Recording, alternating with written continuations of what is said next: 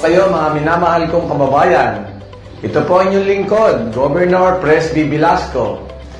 Inaanyayahan ko po kayong manood at sumubaybay sa ating programa, Presby with Love.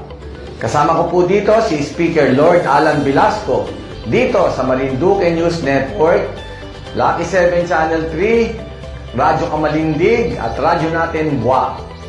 Atin pong tatalakayin at bibigyan linaw ang mga isyong napapanahon, kaugnay po sa ating mahal na lalawigang Marinduque. Maaari po kayo magpadala ng inyong mga katanungan at suwestyon sa aking official FB page, Governor Presby Velasco, Province of Marinduque, o tumawag o mag-text sa telepono 0930-510-2411. Patuloy po tayo mag-ingat mga kababayan at manalangin po tayo na sama-sama nating malampasan itong krisis at pandemyang ito. Pagpalain po kayo ng ating Panginoon. Praise be with you.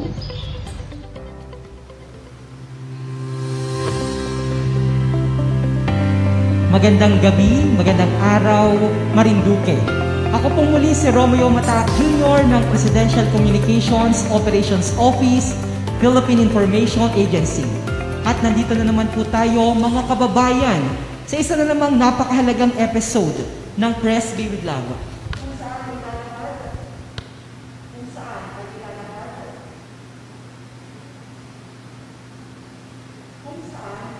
Ng ating gobernador ang mga programa at proyekto ng ating pamahalaang panlalawigan. Kasama po of course ng ating gobernador ang ating naman pong Speaker ng House of the Representatives, Congressman Lord Alan Velasco. Tatalakayin po ni Governor Presby ang mga napapanahong usapin na may kaugnayan sa pagpapaunlad ng ating pamahalaang panlalawigan. Ngayon po ay sabayan na tayong sumasing papawid sa DZNS FM 94.1 Radyo Kamalindig at sa Radyo Natin Buwak 105.7 FM. Napapanood na rin po tayo sa ating pong local television, ang Marinduque News Network, Lucky 7 Channel 3. Live na rin po tayo at nakasimulcast sa social media platform ng Philippine Information Agency Marinduque at sa official Facebook page ng ating pong pamahalang panlalawigan, Governor Presby Velasco, Province of Marinduque.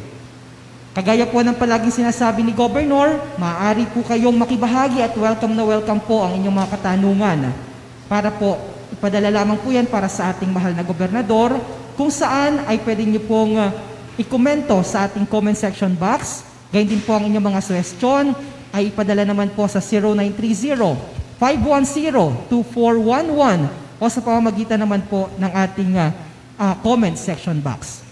Mga kababayan, narito pong muli dahil na-miss po kayo ni Governor Presby. Governor. Isang mapagpalang araw po ulit mga kababayang Marinduqueño. At ito na naman po ang programa natin, Presby with Love. Ano po? At alam po natin, yung love po ay si Lord Alan Velasco, Speaker Lord Alan Velasco po, Pride of Marinduque, pang-apat pong pinakamataas na opisyal sa buong Pilipinas. At ito nga po, Presby with Love, at napapanood po tayo sa Lucky 7 Channel 3 at naririnig po sa Radyo Natin Buwak at Radyo Kamalindig. Of course, nandyan ang ating masipag at magaling na DJ Yash. Ano po? So, salamat po sa panonood at pakikinig dito sa ating programa at mag-uusap na naman po tayo sa mga bagay-bagay na importante sa ating buhay dito sa magandang lalawigan po natin ng Marinduque. At alam niyo po, nakakagiliw po, nakakatuwa pong isipin na sa kabila po ng napakaraming mga gawain ng ating mahal na Governor ay sa pamamagitan po ng ganitong plataforma ay inilalapit po niya ang ating pong Kapitolyo sa inyo po, mga kababayan. Ngayon po, alamin po natin, by the way, batiin po muna natin, Governor, kasi kapiling po natin ang ating mahal na bukal, ang ating pong majority floor leader ng Sangguniang Panlalawigan ng first district ng ating pong probinsya, si Bukal Adeline Angeles. Governor, ano na po ang status ng ating COVID-19 sa lalawigan? As of September 22 po, nitong taon na ito, ay meron na po tayong kabuuang kaso na 2,660. Ano po? Pero ito naman po ay simula pa nung Marso 2020. Isang taon na po ang nakakaraan at mga ilang buwan na po yan, mga 7 buwan o 8 buwan na po. At ang total active cases po natin as of today, September 22, ay 397. Ano po? At paiba-iba po ang total active cases at nakakita naman po tayo ng improvement sa ating laban sa COVID-19. Dati po ay buwak ang pinakamataas pero ngayon po ang marami po ay sa gasan. Ano po? 107 at ang pangalawa po ay sa buwak, 91. Dati po ay pang-una po ang buwak, ngayon po ay pangalawa na lang sa active cases. Ang Binabista po ay dati po ay pang-anim po yan, pero mababa po yung dati, ngayon ay 88 po, ano? At tinututukan po natin itong Binabista, bakit ho biglang sumipa ang dami ng kaso na active. At Mugpog po ay 47, Santa Cruz po ay 36 at Torrijos po ay 28. Ano po? So, ito po yung dami ng mga kaso bawat municipality. Ano po? Santa Cruz po ay 662. Ang Buwak po ay 599. Ang Torrijos po ay 467. Ang Mugpog po ay 344. Ang Gasan po ay 342. Binabista po ay 242. Yan po ay kabuuan po yan simula pa po noong Marso 2020. Yun naman pong sumakabilang buhay po ay umabot na po sa 127. At nakikita nga po natin mga kababayan, ganun pa rin, ano po, yung mga hindi nababakunahan ay yan po ay maraming naapektuhan at sumakabilang buhay. Ano po? At yung pong mga senior citizens na hindi nababakunahan, yan po ang nagkakaproblema. At yun din pong mga may comorbidities, ano po, yung mga dating ibang klaseng sakit, pwera po sa epekto ng COVID-19. Yan po ang delikado. Kaya sinasabi ko nga po, magpabakuna na po at mas maganda ang proteksyon. Yan po ay base sa datos dito sa Marinduque itself. Ano po? Ito naman po ang dahilan bakit meron pa rin pong mga bagong kaso tayo na nakikita dito sa Marinduque.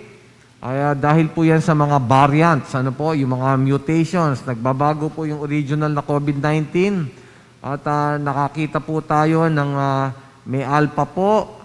Yan yung galing sa England pa. Yan pong beta ay sa South Africa. May delta po tayo at may theta. Sa ngayon po ay yung delta pa rin ang pinakamarami po, mga kababayan. Mas aggressive talaga, highly transmissible. At yan po ang dahilan, yung iba ay pumanaw na po. 47, siya pa rin po ang pinakamarami. At tungkol naman po sa vaccination, ay marami na rin po tayo nakuha sa COVAX, ano po, sa national government at nagpapasalamat po tayo kay Secretary Galvez at kay Secretary Duque. Meron na po tayong 114,410 na doses na nakuha po. At ito po ay sa pagtutulungan namin ni Speaker Lord Alan Velasco. Ano po? At yun na nga po, makikita po natin na meron po tayong mga 169,000 na herd immunity na kailangang makamit. Ano po? At sa ngayon po ay halos mga 23% pa lang po ang second doses. No? So 23% out of the 169,000 na herd immunity na kailangan nating makuha, no po? So, alam niyo naman po itong Sinovac, ang marami nating nakuha sa umpisa, 82,000, AstraZeneca, 12,000, may Sinopharm na rin po, 10,000, Janssen, 9,000. Yung Pfizer po ay may nakakuha na tayo 1,170. Pero yung pagkaalam ko po kila Secretary Galvez ay maraming darating na Pfizer. Kaya po tayo ay naghahanap po ng ultra-low freezer. No po? At ito na nga po ang mga datos. Yung mga health workers po natin ay marami na pong nabakunahan at kukunti na lang po ang babakunahan dyan. Yung senior citizens po ay mga 60 plus % pa po ang babakunahan. Ano po, mga katribo, ulit po. Pag alam na pong darating dyan ang ating magbabakuna, ay makipag-usap sa mga barangay officials, BEHERT, para po mabakunahan na po, mga kababayan. Yung pong may mga sakit, yan po ay kailangan magpabakuna din. Ano po? Para lalo po tayong gumaling at hindi masapian ng COVID-19. Yung essential workers po ay kukunti pa lang ang nababakunahan at lalo po yung A5, yan po yung mga indigent citizens or residents, halos wala pa ho, 1% pa lang. Ano po? So, ganyan po ang sitwasyon natin sa bakunahan at uulitin ko po, mga kababayan, magpabakuna na po para mas malakas ang proteksyon laban sa COVID-19. At itong governor, maliban po dito sa usaping COVID, kamakailan po ay dumalo kayo dyan po sa pagpupulong na inorganisa naman po ng Department of Budget and Management. Ito po yung may kaugnayan po sa Devolution Transition Plan. Governor, alam niyo po yung ating dating naging programa dito. In-upload po namin sa YouTube. Ang dami po, Governor, na nanonood dahil very informative po yung diniscuss nyo about sa Devolution Transition Plan. Kaya naging kabahagi po ulit ito nitong ating pag-uusapan ngayon kung ano na po ang status at ginagawa pong where are we in terms of the preparation ng ating probinsya hinggil po dyan. Ang mga nangyayari po dito sa devolution, mga kababayan, at alam niyo naman po ay galing po yan sa kaso ng Mandanas versus Ochoa, no po?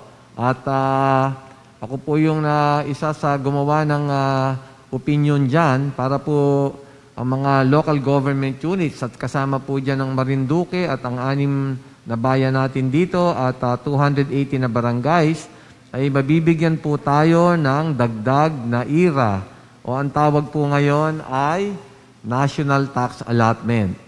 Ang makukuha po ng probinsya ng o lalawigan ng Marinduque ay 311 million po ang madadagdag sa atin. Ano po? So magkakaroon na po tayo ng total na 1.1 billion. Ano po? Dahil po doon sa desisyon ng inyong gobernador sa Mandanas versus Ochoa.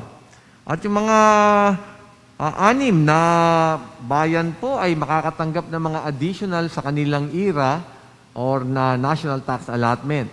Ang buwak po ay malaki, matatanggap, 144 million. Ano po? Dagdag po yan at maraming mga proyekto, mga programa na maipapatupad pa ang municipal government ni na sa buwak at pinangungunahan ni Mayor Army Carrion. Sa Santa Cruz naman po, 138 million ang madadagdag. Ano po? Napakalaki ng pondo at maganda po yan sa mga proyekto ni Mayor Tonton Uy. Sa Gasa naman po ay 91 million at maganda po yan sa mga aktibidades ni Mayor Lim. Sa Mugpog po ay 87 million po ang madadagdag. At nakakatuwa po yan para kay Mayor Leo Libelo. Ayan po, at talaga pong pinag-iisipan na po paano magagamit na maayos ang itong dagdag na nata. No po? Ang Torrijos naman po ay makakakuha ng additional na 77 million. At congratulations din po kay Mayor Lorna Quinto Velasco na Pangulo po ng League of Mayors of the Philippines sa Marinduque. No po? At ang binabista po kay Mayor Nancy ay magkakaroon po ng 65 million na kadagdagan. So, kaakibat naman po dito sa ibibigay na additional na nata ay magkakaroon po pa ng mga dagdag na functions at powers ang ating mga municipal government. Dahil po yan ay nakalagay sa Local Government Code. Sa Section 17 po ay marami pong ibababa mga kapangyarihan at mga functions and projects para po lalong lumakas itong kapangyarihan ng mga municipal governments sa pangangasiwa sa kanyang mga kababayan. Ano po? Yan ang tinatawag na local autonomy. At yan po ay garantisado ng 1987 Constitution. Kaya po itong 2022 ay makikita niyo po na gaganda po ang galaw ng ating mga municipal governments. At nakakatuwa po yan, siguradong mabibiyayaan po ang ating mga constituents. At gayon din naman po sa ating mga barangay, ano po? Ang lahat po ng barangay ay makakatanggap po ng pinakamahina po ay 2 milyon. Imagine, ho? Hindi ho ganyang kalalaki ang budget ng ating mga barangay ay madadagdagan ho ngayon ng 2 million ho yung pinakamaliit. Ano po? Yung dito po sa Bayuti, sa Buwak, yan po ay 2 million. Ang pinakamalaki po ay dito sa Daikitin, sa Buenavista. Mga ano po yan? Mga 5.4 million na dagdag. Ano po? Swerte po itong mga taga Daikitin. Marami po tayong magiging additional na pondo para po sa ating mga proyekto at programa. So ngayon po ay ginagawa po yung devolution transition plan. At yan po yung sinabi ko na patungkol po dun sa mga powers at saka functions na ibababa sa ating municipal governments. At lahat po yan, mga barangay governments, makakaroon po ng dagdag na mga functions and mga projects. Ano po? Municipal governments, meron din po silang mga additional na functions and projects. Ang provincial government din po ay magkakaroon ng ganyang dagdag na functions at saka mga proyekto. Ano po? Kaya nga po ngayon ay ginagawa po yung transition plan. Dahil nga po sa pagbaba nitong mga functions na ito, ay kailangan pong makita yung transition plan na ginagawa ng national agencies at pati po itong local government units mula po sa 218 barangays po natin. Ano po? At 6 na municipal governments at ang provincial government ng ating mahal na lalawigan ng Marinduque. Ang inyong gobernador po ay membro ng National Committee on Devolution at tinututukan po natin kung paano pa mas maganda itong devolution para sa ating lalawigan ng Marinduque. So, mag-uulat po tayo niya sa mga darating na linggo kung ano po ang lalabasan na maganda ng ating devolution at yan po ay magsisimula sa Enero 2022. Excited na ang ating mga kababayan para po naman sa magaganap na devolution transition plan. Ayan.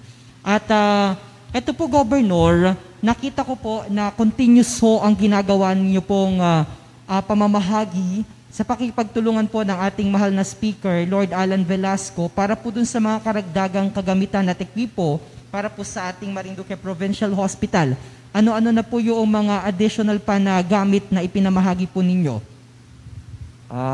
Nito pong Sabado ay nagkaroon po kami ng turnover mula kay ating Pride of Marinduque, si Speaker Lord Alan Velasco.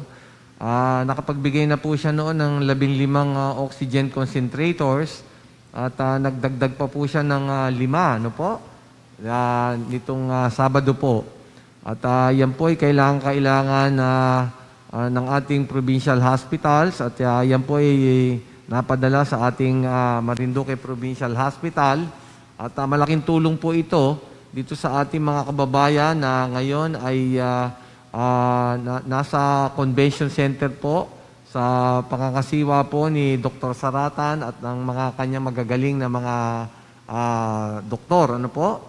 At nag-turnover din po ng maraming oxygen tanks para po sa tulong sa ating mga kababayan na ating ginagamot dito sa ating provincial hospital. At patuloy naman po ang paggalaw ng provincial government sa pag-acquire pa po ng mga additional na tangke at meron na po kami mga agreement din dito sa mga supplier ng oxygen. Ano po? So, magaan-gaan na po ang galaw natin patungkol po dito sa mga requirements natin sa oxygen tanks. Ano po? So, ganyan po, patuloy din po ang pagkuha natin ng mga gamot na kailangan. Katunayan nga po, ang inyong gobernador ay nakipagkita mismo kay Secretary Duque nitong Martes. Ano po? At yun na nga po ay nakakuha po tayo ng mga commitment kay Secretary Duque ng tulong dito sa ating mga pangangailangan ng provincial hospital at yung ating Santa Cruz District Hospital, pati po yung Torrijos Municipal Hospital. At yun na nga po ay hiniling po natin sa ating magaling na Secretary Duque ng DOH na atin pong gagawin eventually na from level 1 ay magiging level 2 ang provincial hospital at ang itong district hospital po sa Santa Cruz ay madidevelop po yan at babalik po sa level 1 mula sa pagiging infirmary niya sa ganitong panahon, sa ganitong taon. At itong Torrijos Municipal Hospital naman po, in the meantime po ay infirmary yan, ay gagawin pong emergency hospital at eventually po ay i-develop ding level 1. So maganda po yung resulta ng ating pakikipag-usap kay Secretary Duque at kung ano po yung mga pangangailangan natin sa infrastructure, sa mga equipment at pati sa gamot ay makakakuha tayo sa tulong po ni Secretary Duque. So ganyan po ang sitwasyon natin at kung tayo po ay tutupad talaga sa mga protocols, mga kababayan, at iwasan po yung hawahan sa loob ng bahay. Pag may simptomas, mag-report ka agad. Tingin ko po ay gaganda na po ang sitwasyon basta po tayo nagtutulungan. So, kaalinsabay po niyan, sobrang busy po ninyo, Governor, nitong weekend dahil nandito rin po si Speaker kung saan namahagi po ng mga bisikleta. Meron, ano po yung mga ito at para kanino po ito, Governor? Well, nakita po na ang sabi ng mga doktor at eksperto na ito pong mga kababayan natin para po lumakas ang immune system at stamina ay kailangan po may exercise. Ano po? So naisip po ni Speaker Lord Alan Velasco na magbigay ng mga bisikleta na kailangan po kasi natin ng ehersisyo ng ating mga kababayan. So ayan po, sa Buwak po ay nagbigay po ng mga bisikleta na 305 po sa Buwak. Ano po? Ayan, nakikita po natin. Sa Santa Cruz po ay 275. Sa Mugpog po ay 185. Sa Gasan po ay 125. Sa Torrijos po ay 125. At sa Binavista po ay 75. Ayan po, alam nyo naman, pwede po yung outdoor exercise. Ano po? Kaya yan po, maganda po yung ating mga bisikleta na pinamigay ni Speaker at makakatulong po na palakasin ang ating immune system. So, I understand yung iba rin po para of course sa ating mga barangay tanod at meron pong pasasalamat dahil pinakita po natin meron pong detalye o video ang ating pong speaker kaugnay po sa pamamahagi ng ating mga bisikleta. Nood po namin sa inyo bago tayo magkaroon ng commercial break. Ito po yung mga pinamahagi ni Speaker at katuwang po ang ating mahal na Governor Presby. Panoorin po natin ito.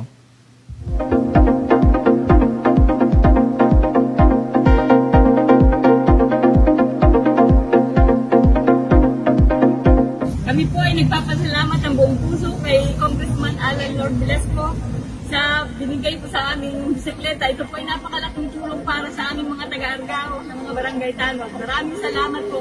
Maraming salamat po, Speaker Velasco. Alright, so yan po ang mga pasasalamat ng atin pong mga kababayan na nabigyan po dyan naman sa bahagi ng Mugpog. So maraming salamat po, Speaker Love and Governor, dahil malaking tulong po yan para sa kanila. Okay, Governor, isasama na po natin pag-usapan mamaya ano po yung mga animal dispersal program na ipinamahagi naman po ninyo sa dahil mamaya po ay makakapiling po natin sa ikalawang bahagi nito pong ating programa ang atin naman pong provincial agriculturist ng Provincial Agriculture Office sa katauhan po ni Mr. Armando Pedregal. Magbabalik po kami mga kababayan, makalipas lamang po ang ilang mga paalaala. Magkano ang babayaran ko para mabakunahan? Ibibigay ng gobyerno ang bakuna ng libre. Wala kang dapat bayaran para magpabakuna. Tara, sa Vida Vacunation! Sino ang unang mabibigyan ng bakuna? Bibigyang prioridad ng gobyerno ang mga frontline health workers, senior citizens, indigent population at uniformed personnel para sa bakuna. Bakit sila ang bibigyang prioridad para sa bakuna? Dala ng limitadong supply ng bakuna, binigyang prioridad ang mga frontline health workers at uniformed personnel upang mabigyang proteksyon ang mga nasa linya ng trabahong mas mataas ang posibleng exposure sa virus at mapagpatuloy nilang gampanan ang kanilang responsibilidad sa publiko at pribadong sektor. Uunahin ding bakunahan ang mga vulnerableng grupo tulad ng matatanda at indigent population dahil sila ay higit na apektado kung magkaroon ng malubhang COVID-19. Pwede ba akong bumili ng bakuna sa pribadong klinika or parmasya? Hindi maaaring bumili ng bakuna mula sa pribadong klinika o parmasya. Sa kasalukuyan, ang gobyerno lamang ang otorisadong bumili at mamigay ng bakuna.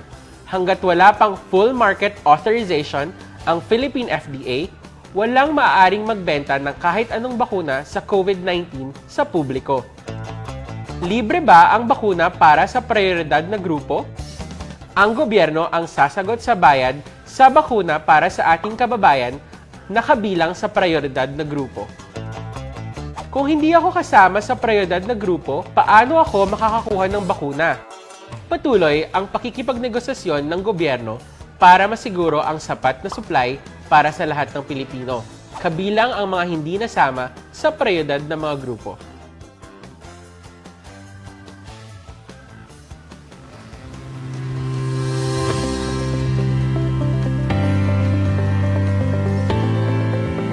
At muli po tayong nagbabalik sa ating pong Presby with Love. Of course, kasama po ang ating speaker, Lord Alan Velasco and Governor Presby Velasco.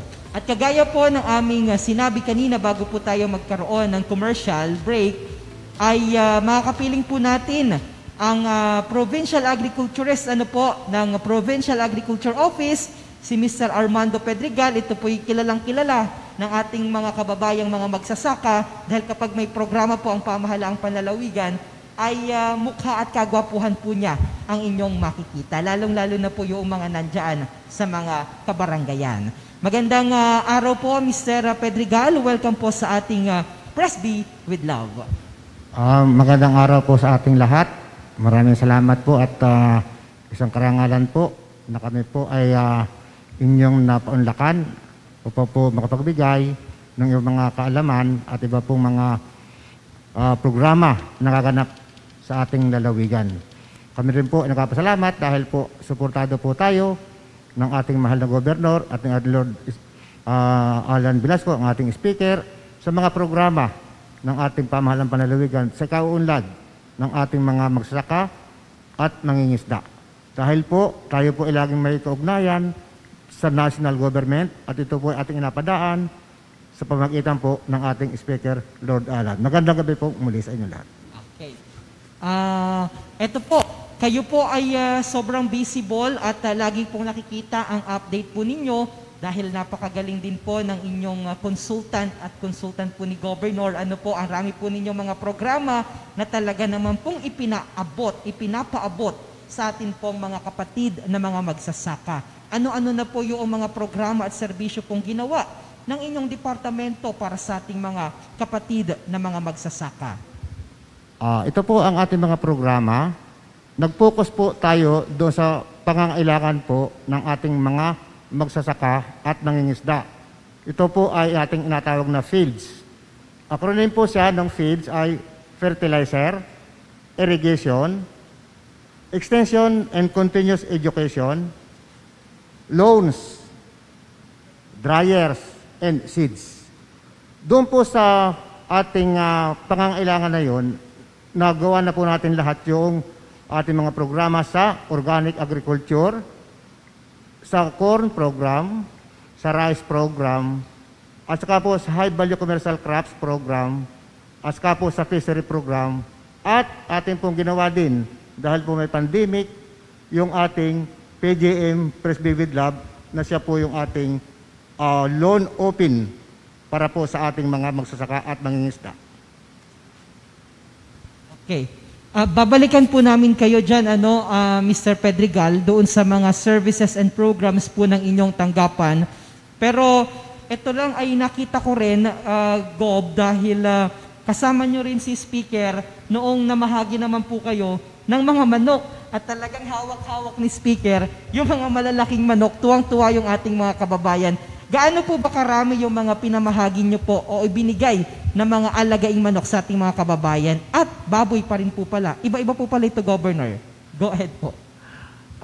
Itong mga native chicken ay mga 4,000 na po yan na ipamigay natin sa iba't ibang barangay at patuloy pa rin po ang pagbibigay. Dito nga po sa nakikita nyo ay dyan po yan sa Mugpog, mga 37 barangays po yan na nabigyan at patuloy pa rin po ang pagbibigay natin sa iba't ibang mga barangay.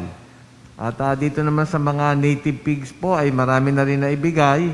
Ay ngayon po ay mga 500 na po yan na naipamigay at patuloy pa rin po ang pagbibigay. Ito mga kambing po na half-breed po yan at medyo malalaki po yan. Lahi po ng Anglo-Nubian at Bowerman at yan ay malalaki po. Mga 395 na po yan at patuloy pa po tayong kumukuha ng supply. Ano po? Yung kabayo po ay nakapagbigay na muna po tayo ng mga 20. Itong baka po ay marami nagre-request at nakapagbigay na po tayo ng 40 at yung kalabaw po ay mga 40 na rin. So patuloy po yan mga kababayan at mag-intay-intay lang po sa supply ano po at para makatulong naman sa inyong mga pagsasaka o sa hanap buhay ay yan po ang adhikain namin at programa ni Speaker Lord Alan Velasco. Talaga namang hitik na hitik po At yung mga yung governor, yung hindi pa po nabibiyayaan dahil may mga nagatanong po bakit hindi daw sila naabutan nitong programa po na ito. Saan po ba sila pwedeng makipag-coordinate, Governor? Well, nandyan nga po ang ating bisita, ang pinaka-hepe ng ating Agriculture Office, si Arman Pedregal. Kaya nga po siguro ay dapat tanungin natin si Chief Arman, paano ba nila ma-access yung ganyang mga ating pinamimigay na mga livestock? Ito pong ating livestock program, ito po ay sa ating pakikipag-ugnayan po sa ating provincial veterinarian, si Dr. Victoria. At ito po ay kanya pong na-spearhead po niya doon sa kanyang mga kapartner sa national agencies. Dahil po yung pong ating sa Bureau of Animal Industry na under din po ng Department of Agriculture, doon na lang po tayo nakikipag-ugnayan para po tayo ay makapagbigay po ng marami pang mga hayop. Basta po kami po ni Dr. Victoria ang magkasama po diyan sa pagdating po sa Animal Dispersal Program. Okay. Alright. So ito naman po, pagdating po doon sa atin pong Press Be With Love loan, gaano na po ba karami yung pundong ipinamahagi ng atin pong Provincial Agriculture Office? Doon po sa ating loan program na atin po inabahagi ngayon sa 2021, mayroon po tayong pundo na nakalaan na 45 million para po doon sa tig pa 5,000 pesos na mga borrowers po natin ng mga farmers at mga fisherman at yung din pong mga non-agricultural business para po sila ay mayroong kabuhayan, lalo na po nung nagkaroon ng pandemic. Binalangkas po natin ito dahil po ay mabigyan po natin ng suporta ang ating mga kababayan na sila po ay nagkaroon ng mga lockdown sa kanilang tahanan noong mga nakaraan. Kaya po, naisipan po ng ating pamahalaan panlalawigan sa pangunguna rin po ng ating mahal na Gobernador, Presidente Velasco. Dahil po, pag hindi po natin tinugunan yung mga yan ng mga tao, kahit po sa kakaunting 5,000, ayan po ay napakalaking bakay para sa kanila. Kaya po, tuloy-tuloy po tayo sa pamamahagi po ng ating mga 5,000 na cheque po sa ngayon. Tuloy-tuloy lamang po tayo. Pero dun sa mga kakapanood pa lamang po dito sa ating programa at ngayon lamang po narinig ito pong Press Day with Love na loan, o love loan, ito po ba ay sino-sino ang pwede pong maka-avail? Ito po ay yung pong ating mga magsasaka. Kahit ating pong inagbigyan na yung mga kahit hindi pa po sila rehistrado dahil po may pandemic po tayo. Sila po yung mga eligible borrowers at yung po mga mangingisda na halos lahat naman po ng mangingisda, mayroon po tayong 17,102 na registered na fisherman. So sila po yung mga pwede pong maka-avail ng ating pautang na ito. At yung din pong mga non-agribusiness, katulad po ng mga mayroon pong yung naga-manicure, pwede po dyan yan dahil po sila ay kabuhayan din po nila yon. Yung pong nag-alala, yung pong mga handicrafts, pwede po yun doon. Ano po, basta po sila po ay meron na silang business kaagad. At ito pong ating lab loan, ay ito po ay dagdag puhunan doon sa kanilang kasalukuyan na ginagawa. Pero po tayo ngayon naman na addendum na pwede na rin po yung mga starting up na mga business dahil po ay meron po tayong dagdag na pundo uli sa ngayon na 28 million para po naman lahat po ng ating mga magsasaka, mangingisda o may mga tindahan, sari-sari store ay makapag-umpisa po sila doon sa kanilang mga negosyo. Okay. Alright. So, ito pong mga kababayan natin na nag-avail po nitong love loan o nitong loan na ito, kumusta naman po yung naging monitoring po ninyo sa kanila? Nakakabayad po ba sila o kailan po ba inaasahang magbabayad yun, Chief Sarah Pedregal? Ang maganda po ang ating koleksyon, ang repayment po natin. Dahil po doon po sa grupo na 10, maganda po yung grupong 10 dahil po sila ay nagabayad ay sa barangay treasurer.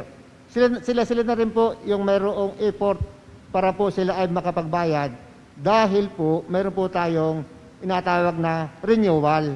Pag hindi po sila nakabayad, wala po sila pagkakataon makapag-renew ng second loan nila. Kaya po maganda po yung ating nagiging koleksyon. Sa katunayan po, ay meron na po tayong 1.5 million na nakolekta po sa payment. Dahil po itong ating 1.5 million po na ito po ay yung mga loan pa noong 2020 na nagbigay lang po tayo ay December hanggang Marso. Ito po yung ating inagamit sa ngayon na mga inakolektahan. At yung po namang ating ngayon na mga loan na existing na ngayon po natin inagawa, ay meron pa po siyang 1 buwan na duration period para mag-repayment. So yun pong na-kolekta na 1.5, inaasahan po yun na ibabalik ulit para ipautang ano din po? Opo. Tama po. Dumarami, Governor. Meron po kayong gustong ipabatid? Okay, Arman, marami tayong programa na pinapatupad dyan sa Provincial Agriculture Office, di ba? At in coordination sa Department of Agriculture. Ano ba yung tinatawag niyang organic agriculture na yan? Ito po ang ating organic agriculture. Ito po yung ating suportado sa ating mga organic practitioners dahil po ay isa po sa mga inasundan po natin ay yung Republic Act 10068 which is known as the Organic Act of 2010. Ito po ating inasundan at ating pong inareplicate, ating pong patupad dito sa ating lalawigan. Hindi lamang po rito yung sa atin dahil ito po ay buong Pilipinas.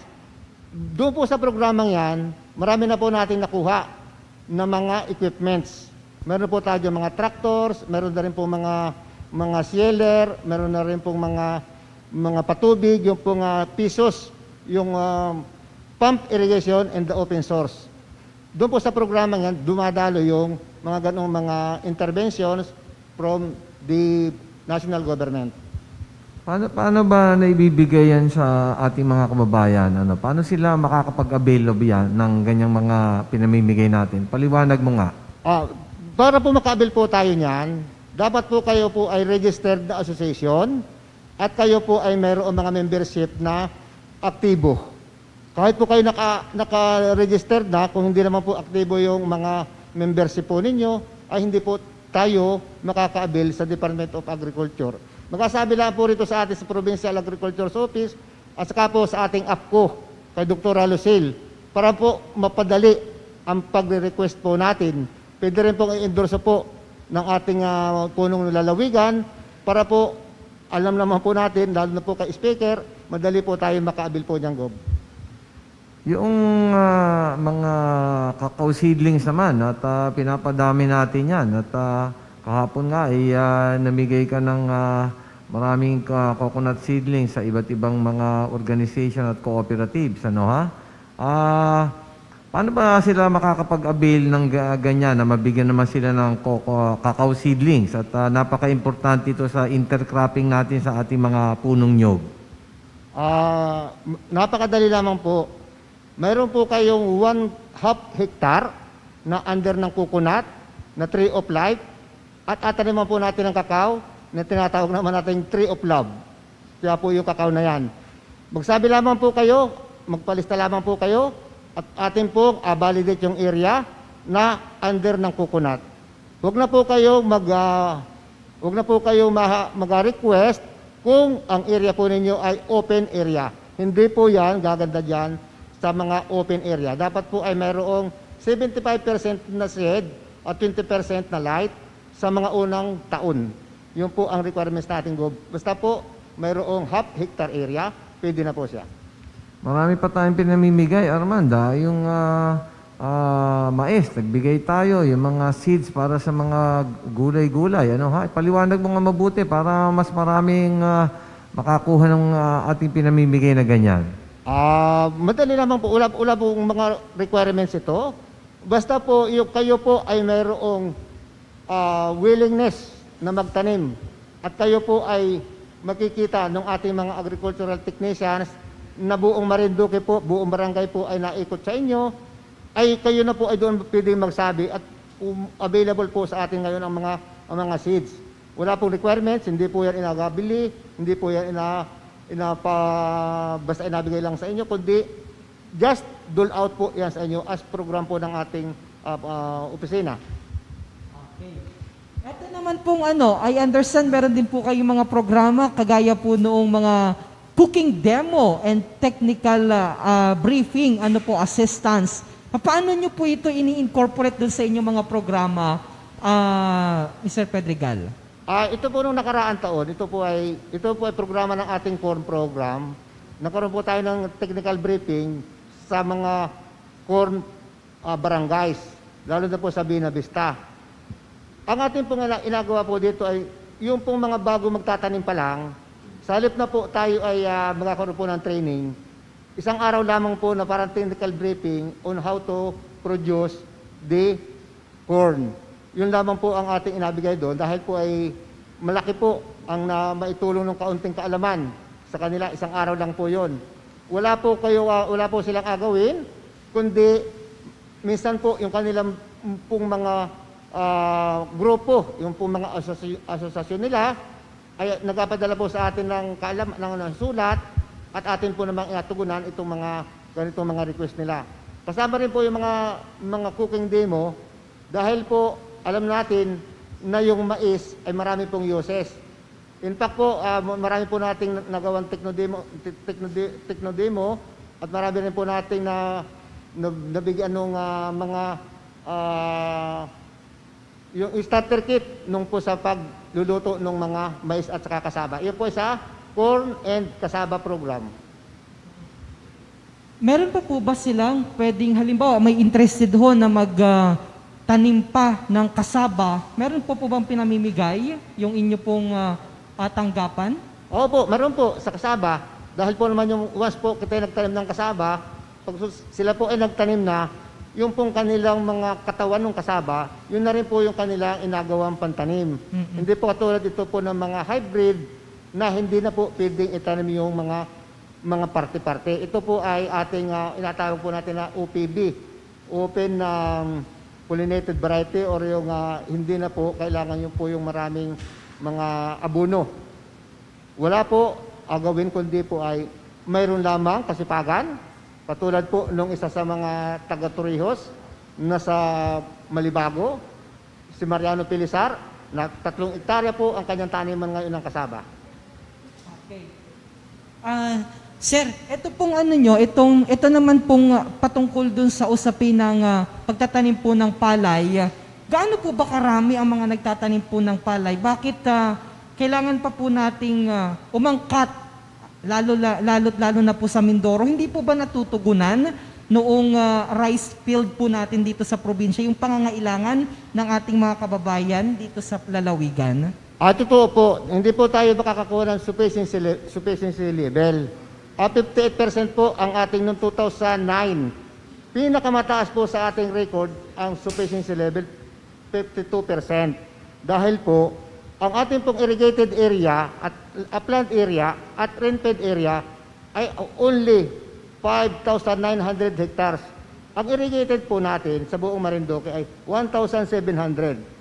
Ang ating pong mga tao sa buong isang taon ay nakonsumo ng 116 kilos na bigas.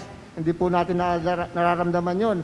Pero kung yung po ang ating asundin, ay lumalabas po ng ang ating demand ay 27.72% metric tons ang kailangan po. Hindi po natin makakaya yon dahil po ang ating populasyon ay 2,235,521. Hindi po kaya nating matugunan yung kanilang demand. Kaya po kahit ano pong gawin po natin, yung pong ating mga irrigation system ay taniman ng palay ay hindi po lumalaki, bagkus po ay lumiliit at mayroon pong inagawang mga kabahayan na. Hindi po talaga po, never po sa kasaysayan natin nagkaroon po tayo ng mga 90s. 52 lang po ang pinakamataas ng ating sufficiency level. Sige po. Governor, meron po kayo na isinagdag. Well, alam niyo na dapat tutukan din itong production, rice production. At least ang gusto nating patunguhan ay yung self-sufficient din tayo sa bigas. Ano po?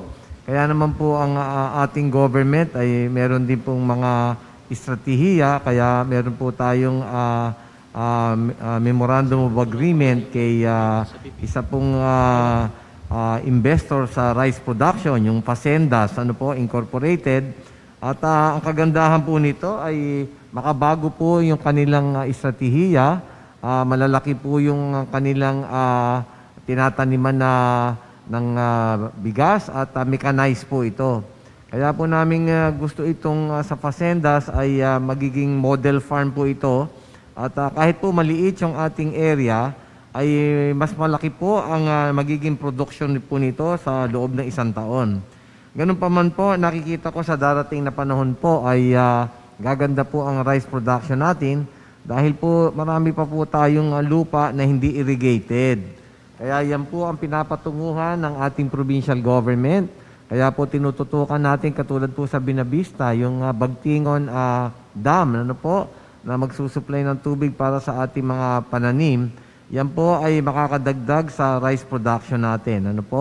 So makikita nyo po sa mga susunod na taon ay gaganda po yan at magiging self-sufficient po tayo at least dito po sa ating kinakailangang bigas para sa ating mga kababayan. Ito naman pong tinatawag natin na high value crops. Ano pong ibig sabihin nito, Sir Pedregal? Ito po, yung ating pong inatawag po, nabanggit po natin kanina na mga industrial crops, katulad po ng kakao, katulad po ng pineapple. Dahil po, ito po, inatawag po natin na pang long term po natin. At meron din po tayong sa high value crops, yung pong mga matataas na uri po ng gulay sa mga upland, Yan po ay ating pong inapatanim din dyan sa kataasan, dyan po, lalo na po sa Sibuyaw. Yan po yung ating mga high value crops. At meron din po tayo sa banana, na kung saan po, in coordination din po natin yan sa Department of Agriculture. Halos kakaunti lamang po yung ating mga nagagastos dito dahil po ay napakasipag po ng ating speaker.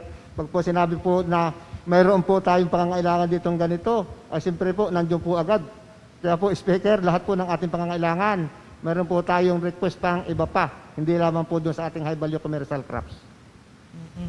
Maliban po dyan, sir, itong ating pag ako po'y napunta sa palengke at ako po'y namimili, miski yung atin pong mga saging ay inaangkat po natin sa kabila. Paano po natin pinapalakas yung mga magtatanim naman po ng saging?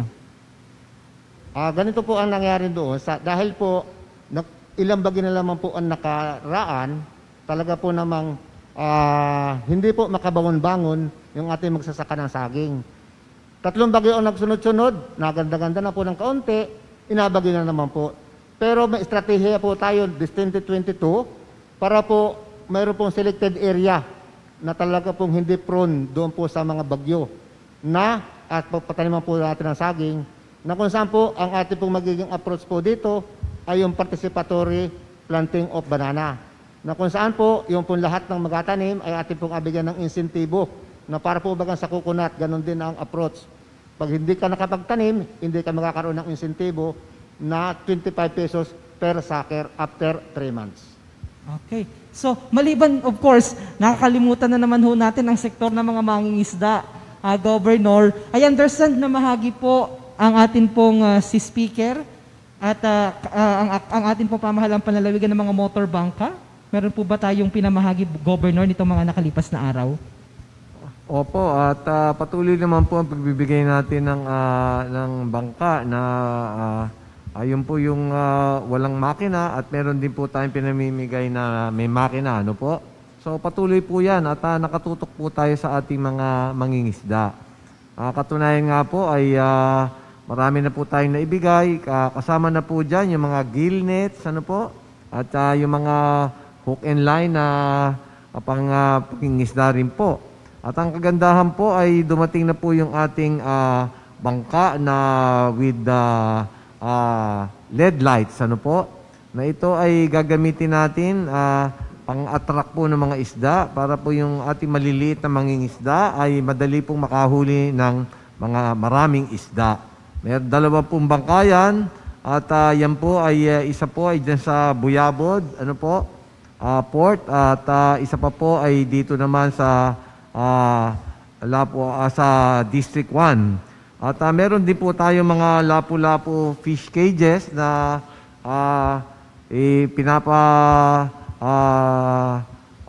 yan po ay tututukan ng mga cooperative at ipapaubaya po natin ang pagpapalaki niya sa lapu-lapu fish cages. Ano po? So, nakatutok po tayo ng husto dito sa mga mangingisda at gusto po nating tumaas ang antas ng kanilang buhay at lalo mas malaki po ang kikitain. Kaya nakatutok po kami dyan ni Speaker Lord Alan Velasco.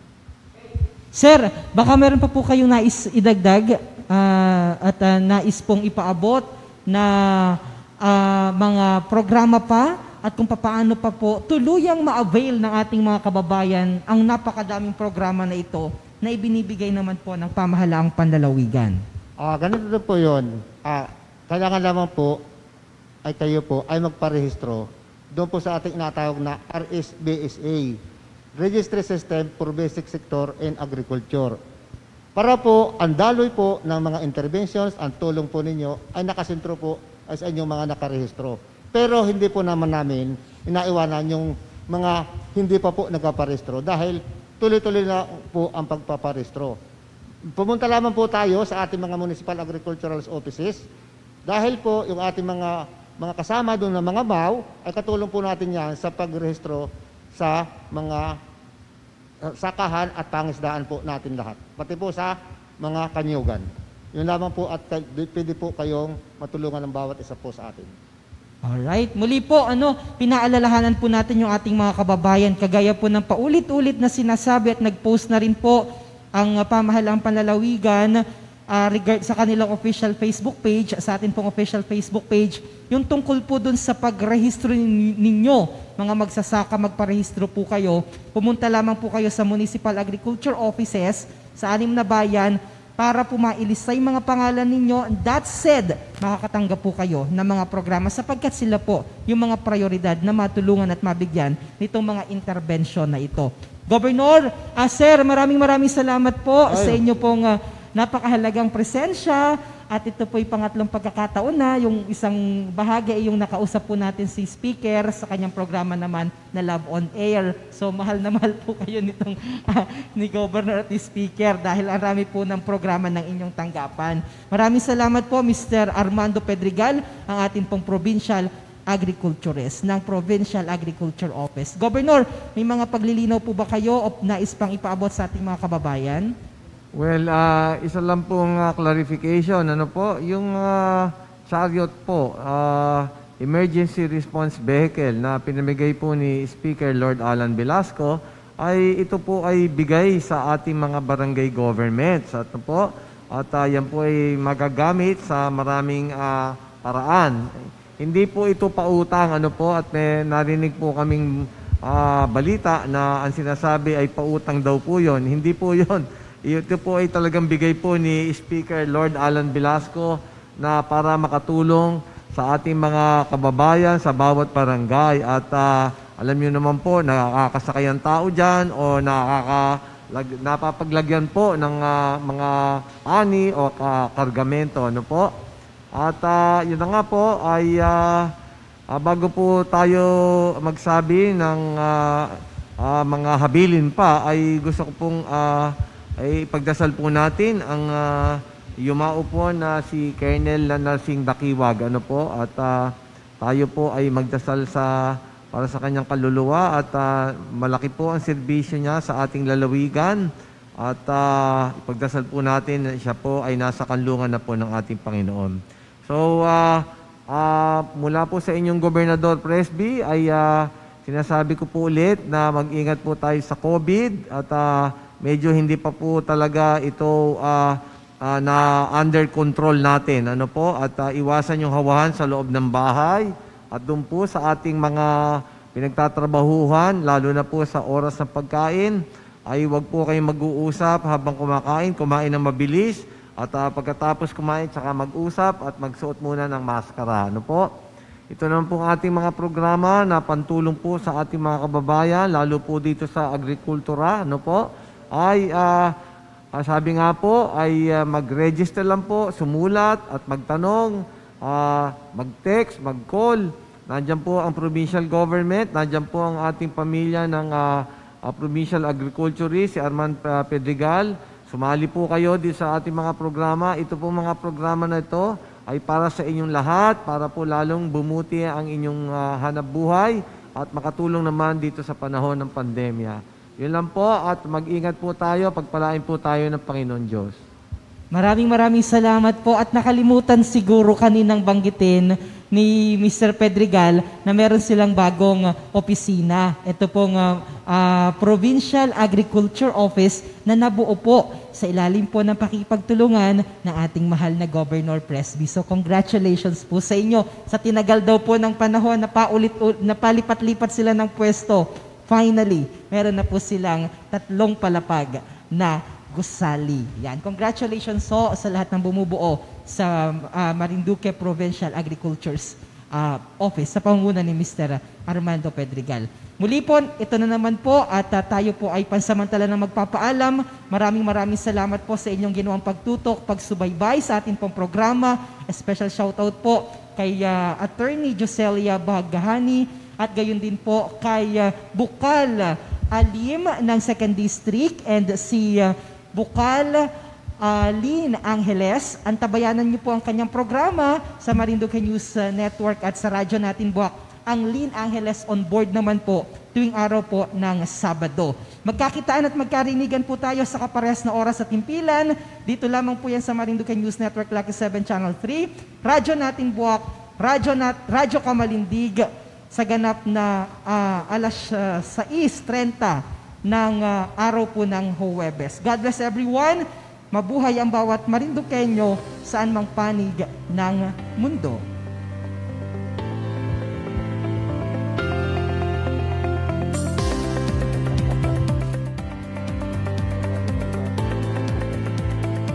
Kamusta po kayo mga minamahal kong kababayan? Ito po ang inyong lingkod, Governor Presby Velasco. Inaanyayahan ko po kayong manood at sumubaybay sa ating programa, Presby with Love.